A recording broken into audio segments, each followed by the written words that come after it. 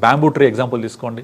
Bamboo tree అంటే తెలుసు కదా, వెదురు చెట్టు. ఈ వెదురు చెట్టు దాని యొక్క లైఫ్ స్పాన్ తీసుకుంటే 4 సంవత్సరాల 6 నెలల పాటు అది కిందే ఉండి చిన్న పిలక మాత్రం బయటకు వస్తుంది, ఫ్యూ ఇంచెస్.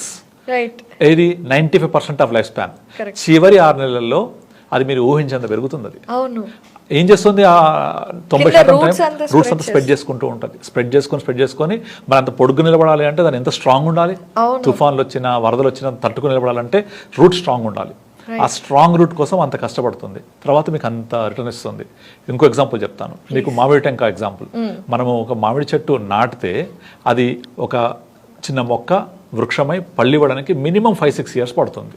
ఈ 5-6 ఇయర్స్ పీరియడ్లో మనం దానికి చెదలు పట్టకుండా ప్రాపర్గా పాదు తీసి నీళ్లు పోసి మంచిగా కాపాడుకుంటే ఒక 6 ఇయర్స్ తర్వాత అది ఇచ్చే మొదటి ఫ్రూట్ నుంచి కంటిన్యూ అవుతే నెక్స్ట్ 2 జనరేషన్స్ ఫ్రూట్స్ ఇస్తుంది. అది కరెక్ట్, 2 జనరేషన్స్. చూడండి, మొదటి 6 సంవత్సరాలు ఏ పళ్ళు ఇవ్వదు, తర్వాత నుంచి స్టార్ట్ అవుతే 2 జనరేషన్స్ పాటు మనకు పళ్ళు ఇస్తూనే ఉంటుంది. ఏ ఇన్వెస్ట్మెంట్ కూడా అలాగే ఉంటుంది, మంచి ఇన్వెస్ట్మెంట్ చేస్తే.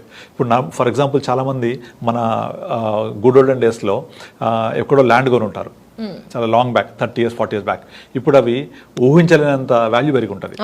సో అది చూసి ఇప్పుడు నేను కొని నాకు అలాగే రిటర్న్స్ రావాలంటే వస్తాయా? వస్తాయి. ఎప్పుడు అంత టైం ఇస్తే ఇప్పుడే రమ్మంటే రాదు. కానీ ఇక్కడ మనకు కావాల్సిన టైం ఇవ్వాలి. ఒక బండ గుర్తు చెప్తాను. డబ్బులు మీకు సంపాదించాలంటే 2 మార్గాలు. ఒకటి కష్టపడాలి, చెమట చిందించాలి. లేదా రెండోది ఆ సంపాదించిన దాన్ని టైం ఇవ్వాలి. అంటే మొక్క నాటితే ఎలా పెరుగుతుంది అలాగా టైం ఇవ్వకుండా చెమట చిందించకుండా డబ్బులు రావు.